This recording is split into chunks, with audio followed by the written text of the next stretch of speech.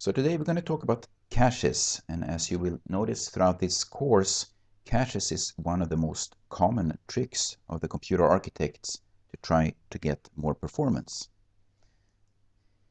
If you look up the word cache in a directory, or a dictionary, you would find a description like a secure hiding place, secure space of storage.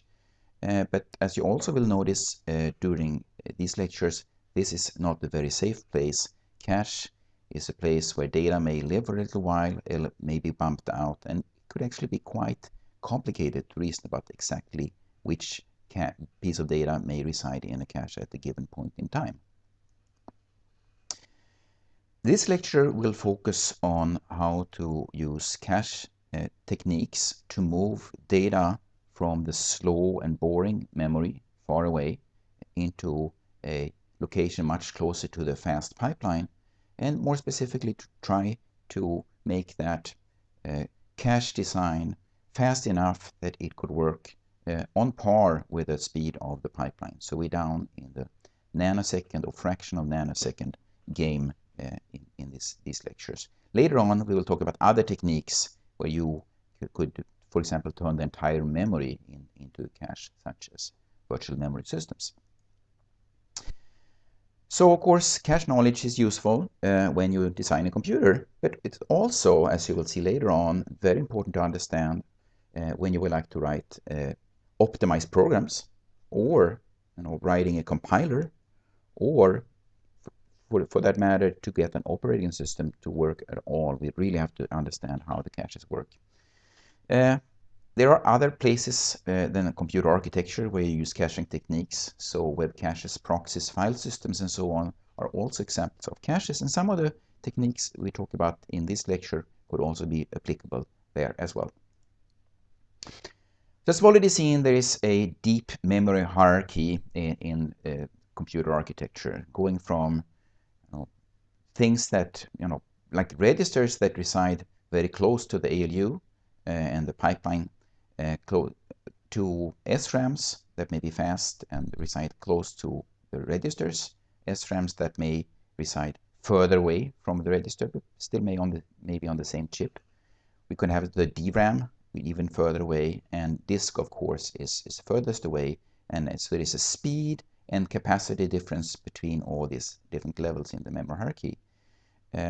Back when computers were new, it was the task of the programmer to move data from one level to the next in the memory hierarchy. So, for example, explicitly say, move this chunk of data from the disk, put it exactly here in memory, and then use physical addresses to access exactly those memory locations. For many practical reasons, we don't do that at all these years. We instead try to come up with a transparent way of moving the data in the hierarchy. So it's the virtual memory system that moves the data into the DRAM. It's the caching system that moves the data from the DRAM into the SRAMs of different levels. When I look at that cache hierarchy of today, it sort of reminds me of how it was back in the 90s when you wanted to make a telephone call. Okay? So if I wanted to make a telephone call to the world, the 4 billion people out there, I simply hardly knew how to do that. You have to get in contact with some kind of international telephonist, and it could take maybe half an hour to pull that number out, and it was very complicated. If I wanted to call somebody in Sweden, I would call the number service, talk to a real human being, tell the name of the person I wanted to talk to, and get the number back. So here I could reach maybe 8 million people, and it took me maybe 2 minutes to get that number. If I wanted to call somebody in my own city or my own province, I had a telephone directory at home, and I could do the lookup manually in that directory, and maybe that took about 30 seconds or so. And of course, you also kept some piece of paper next to your telephone where you wrote down the recently called numbers. You didn't have to go through this process all the time. And more specifically, the notes you had next to your phone often was organized like an address book. And the way we organize that address book is very similar to how we organize caches in computer architecture. So let me first go through an example how that telephone book worked. So that telephone book had two features. One feature was an indexing function that quickly let us reach the right page of that book. And the other feature was the data field, where we wrote down the name of the person we wanted to call as well as the telephone number. So the telephone number here corresponds to the data in the cache, and the name of the person is the identifier of that piece of data. So in this example here, I assume that you can only have one person's name on each page. So this is an address book where you can remember the telephone number of 28 people if you use the Swedish character set, because that's how many letters we have for the index function. So this is a direct map cache with 28 entries. The way you find a person's name is you typically use the first letter of a person's last name. Actually, in this example, I use the first letter of a person's first name, Tommy. You use that letter to index into the right page of that book, and then you store the part of the person's name you didn't use for the indexing on that page. Of course, we don't need to write the T, because any name on this page would start with a T. And you use that remaining tag that was stored in the telephone book, and you compare it with the part of the name you didn't use to index. If there was an equality between them, then you declare success and you call that number. However, if you called some other person's name, so for this example, Thomas, we still index to the T page, and then we compare Omi to Umas, and turns out they are not equal. So this is a cache miss. So that means we will have to look up Thomas' number in the telephone directory, or call the number service, or wherever Thomas resided in the world.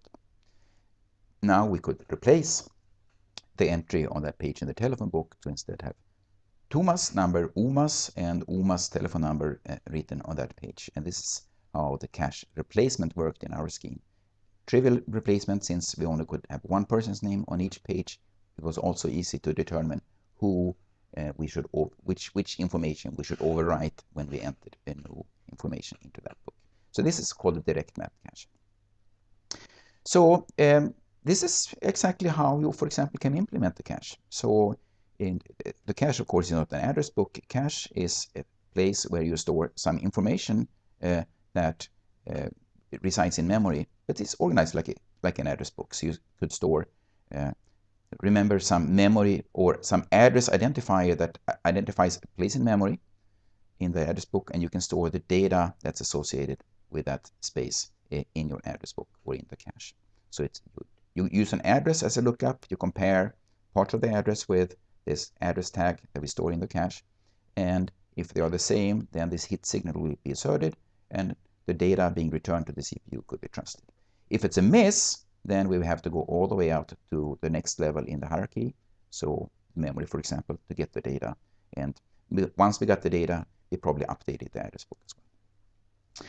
But this is really how a direct map cache would be implemented. We have an example here of a 4 kilobyte direct map cache with capital B in computer architecture typically refers to a byte.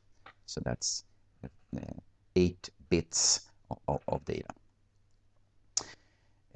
When we do a lookup in the cache, we're going to use a 32-bit address, and the 32-bit address in computer architecturally is typically byte addressable, which means that it identifies a byte within memory. We're going to use some ordinary memory, fast memory, called static RAM, SRAM for short. So this is just ordinary memory. We're going to figure out how many entries we need in that SRAM memory. In this example, we store 4 bytes together, because it's we want to present 4 bytes of data. A word is 4 bytes in this example, so we want to present 4 bytes to the CPU, and so we store 4 bytes of information here. That means we need 1K entries to store 4 kilobytes of information. Use an index function to select exactly which of these 1K entries that we would like to look at. This is similar to the index function of the address book. We choose one of the possible locations. since this index function must find 1 out of 1k possible entries, we will need 10 bits of index function. So the index function will let us find the right place or the right entry out of those 1k entries, and the information stored at that place in the SRAM will be read out. So we will read out the 4 bytes of data.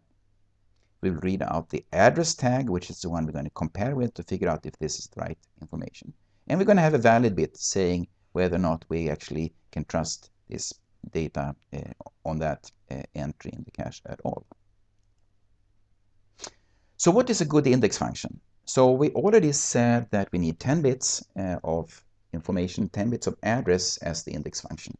So we're going to choose 10 of these bits as an index function. And the question is, which bits would be most appropriate to use as an index function? And as a hint, let me tell you about a stupid index function. So the index function we used in the good old address books, where you use the first letter of somebody's last name as an index function, is probably the worst index function you could think of. In my example, my name is Hägersten, which meant that all my relatives end up on which page? They end up on the page, the age page. So in my address book, I had an overpopulation on the age page. So anybody starting with an H had a hard time to be remembered in my book because all my relatives were there. While other pages starting with Z or with X, for example, I hardly didn't know anybody back then, starting with those names, those pages would be empty. So that was a very bad index function. So we would like to find the index function that makes us equally use all these 1k entries of this book. So the question is, which of these address bits would we choose as index functions? It turns out that the least significant address bits are the ones that are going to change most frequently and going to have more or less a random access pattern, while the most significant bits may change very frequently or not at all. For example, if I only have a partly populated memory in my machine, that means that the most significant bits of the address would never change, which means that if I use them as my index function, then I would only use one of the entries in my cache. So we would like to use some of the lower, least significant bits of our address as the index function. So, however, the last 2 bits we will not need to bother about at all, because the last 2 bits, as I said, this 32-bit address identifies a byte of information in memory. And since our job is to provide an entire word to CPU, we don't care about the value of the last 2 bits, because that would help, but that would just identify which of these 4 bytes the CPU is interested in. So that is a task that the CPU internally will take care of itself. The task of the cache was just to provide a word to the processor, to the CPU. But we use the next 10 bits. So we toss away the lowest 2 bits because they identify a byte within a word, and then we use the next 10 bits, 10, because we need to uniquely identify 1 out of 10k entries, and they are our index bits. The remaining bits of the address we're going to compare to the address tag which is stored on that entry in the cache. So it's going to be a comparison between 20 bits of the address we wanted to look up and 20 bits of the identifier stored on that location. We compare them, we make sure, so this is a comparator comparing 20 bits with 20 bits, and the one that comes out here is the one signal will contain 1 if it's a hit, and it contains a 0 if it's not. Then we also make sure that the valid bit is set, and that is what we use to produce the hit signal, telling the CPU whether or not these 4 bytes of information can be trusted or not. So the memory overhead here, counting how many useful bits, these are the useful bits stored in this cache, compared with the useless bits or the overhead bits, the address tag and the valid bit, is 21 over 32. So that's a memory overhead of 66% for implementing this cache. Latency for going through this cache is the latency for doing a lookup in the SRAM, the time between we put the 10 address bits as the index function into the cache until the data stored in that location comes out, plus the time to make the comparison, plus the time to make this little AND. And I should highlight here that This may not be exactly how the caches are implemented. There can be tricks. We'll discuss some of those tricks later on, but for this simplistic picture of how you implement the cache, this would be how you would get the latency of that cache. So here you go. We designed a cache. It has a functionality. You provide an address to the cache. It will provide a data word back, and it will provide a hit signal telling whether or not this is a hit or a miss.